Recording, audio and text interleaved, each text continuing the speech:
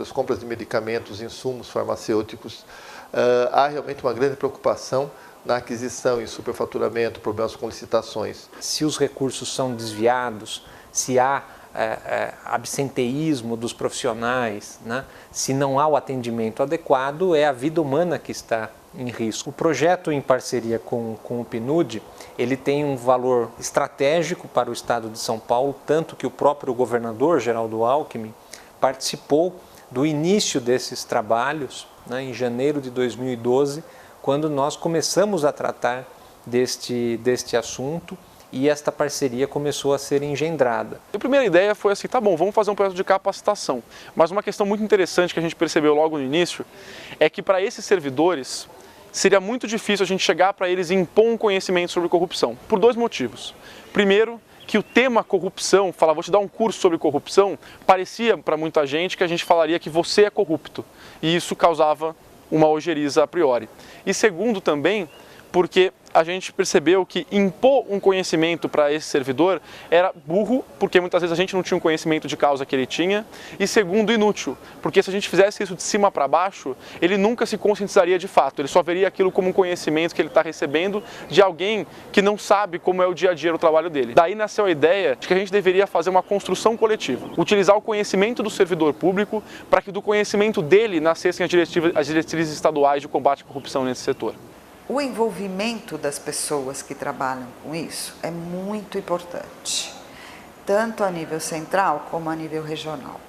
Então criamos um modelo onde essas pessoas que são atores estratégicos da Secretaria pudessem, a partir da sua prática, refletir sobre problemas que eles encontram em relação à vulnerabilidade à corrupção e, em cima disso, construir estratégias e compromissos de mudança de prática dentro da sua governabilidade, dentro daquilo que diz respeito ao próprio trabalho, ao cotidiano do trabalho. Porque quando os servidores estão imbuídos desse tema, quando os servidores se sentem parte da solução, eles também podem estar capacitados a fazer alguma coisa e eles se sentem estimulados a trabalhar contra a corrupção no seu dia a dia. A ideia é achar onde estão esses tentáculos, essas brechas para a corrupção, a partir de quem está na ponta, de quem está trabalhando no dia a dia, no fluxo de trabalho. Teve um esforço, primeiro de se distanciar um pouco das histórias, no começo é sempre uma terapia coletiva, né? Mas depois conseguir organizar um pouco o que é meu papel dentro do meu trabalho, dentro da minha unidade,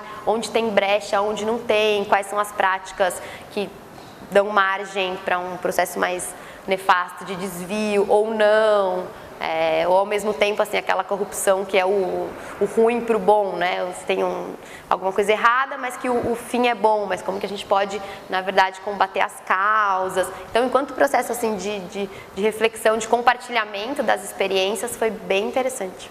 Poder conversar com colegas de outros lugares da mesma região sobre os mesmos problemas deu a eles um empoderamento para pensar em soluções. Melhorar essas atividades e o controle são coisas simples, mas o entendimento disso que não é fácil porque a gente lida com pessoas e com uma cultura que às vezes já está disseminada, mas isso assim ao longo do tempo e a gente pode contribuir para isso sim.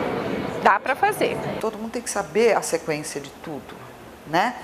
E principalmente o produto final, que é aquele paciente que está lá debilitado, que vai tomar aquele remédio e que vai ficar melhor. A conscientização, né, o controle passa pela transparência. Hoje em dia a transparência no Brasil está tomando um patamar que realmente merece.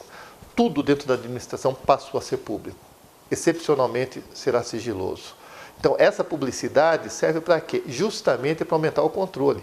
Independentemente dos órgãos de controle interno de cada poder, a sociedade, com a transparência, passou efetivamente a ter contato com o que acontece dentro da administração e, com isso, também contribuir, dar a sua contribuição, fazendo denúncias, estimulando o aprimoramento da máquina. Isso realmente é uma evolução, é uma mudança de paradigma dentro da administração pública, no qual, com certeza, esse convênio faz parte desse contexto. Nós acreditamos que será uma iniciativa que poderá ser multiplicada para outras áreas do governo e também para outras esferas de governo. O PNUD identifica que o combate à corrupção de forma setorial pode ser mais eficiente do que de uma forma global. Então, a partir disso, o PNUD, desde o ano passado, está apoiando projetos no mundo todo. São 18 projetos apoiados no mundo todo nessa área de combate à corrupção nos 3 setoriais, água, educação e saúde, de forma que essas experiências globais